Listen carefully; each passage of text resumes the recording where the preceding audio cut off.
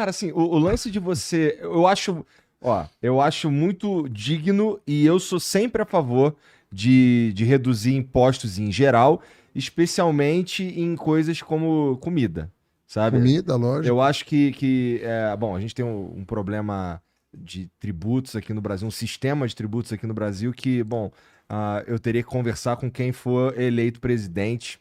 Mas, assim, É injusto eu o considero sistema que, tributário. exato, assim, pô, eu pagar o mesmo imposto nessa água que o cara lá do Capão Redondo paga é desumano. É isso. Na carne, em tudo mais. No entanto, apesar de eu gostar da ideia de reduzir o imposto e tal, cara, tu deve. Com certeza tu pôs na balança, eu queria que tu me explicasse assim, como é que isso não vai abalar as finanças como elas estão hoje e todas as propostas que quer fazer, porque assim, tudo isso custa dinheiro, assim, aumentar o Claro, salário custa dinheiro e tal. E de claro. onde sai essa grana? Não, é o mesmo. Tem que sair do outro lado, entendeu? Você tem que. Qual que é o problema do nosso sistema tributário? Não é difícil entender. Cara, economista é um bicho complicado porque ele complica o que é simples. Ah, Um pouco para valorizar a profissão, sabe? Tem um truque aí.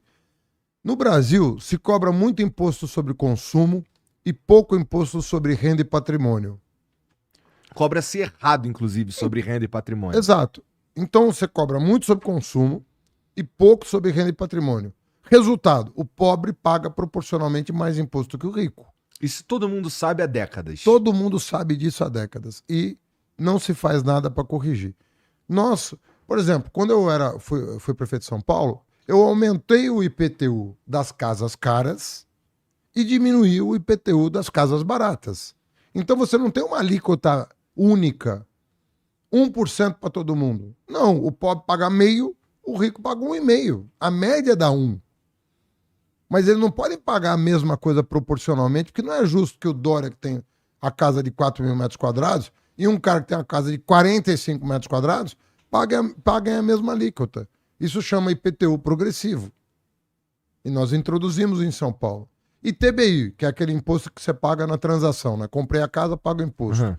Eu isentei até um determinado valor. Não paga ITBI. Você quer comprar e vender a casa, é que nem carro. Você compra e vende e não paga imposto de transferência. Bom, Entendeu?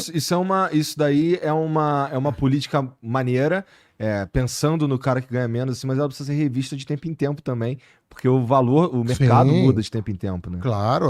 Todo ano você tem que ir ajustando e calibrando.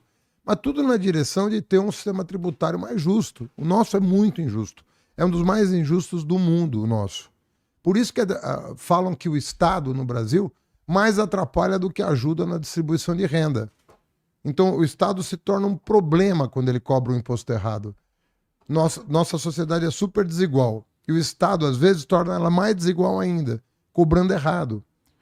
Então, você tem que cobrar imposto? Tem, pô. Como é que você vai ter escola pública, SUS, assistência social, aposentadoria? Você tem que cobrar. Mas tem uma arte em cobrar o imposto para você chegar num mínimo de civilidade. E nós estamos longe disso, cara. Nós, efetivamente, nós estávamos reduzindo desigualdade no Brasil, mais pela transferência de benefícios, Aham. do tipo universidade para pobre, que não tinha universidade para pobre. O Tá falando do pobre, ProUni? o ProUni, o FIES, as cotas nas universidades públicas. Cota na universidade pública é um programa de transferência de renda. A partir do momento que você reserva uma parte das vagas para aluno de escola pública que não tem como pagar, você está fazendo política distributiva. Mas aí a gente precisa desenvolver o mercado para eles também, né? Não adianta a gente ter um monte de gente Né? formada e não ter lugar para eles trabalharem. Você sabe que na minha época de ministro, você pegar as matérias da época, o pessoal falava em apagão de mão de obra. O que isso queria dizer? Que a gente estava produzindo menos engenheiros do que o mercado estava demandando, menos médicos do que o mercado estava demandando. Ou seja, eu dupliquei as vagas nas federais, fizemos o ProUni e nem assim nós saímos de 3 milhões para 8 milhões de universitários e nem assim nós estamos dando conta da demanda.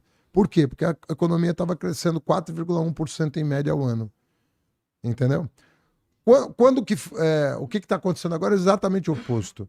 O Brasil, que estava crescendo 1,5% acima da média mundial, o mundo estava crescendo 2,5%, o Brasil estava crescendo 4,1%. 1,6 ponto percentual acima da média mundial. Agora nós estamos crescendo 50% da média mundial.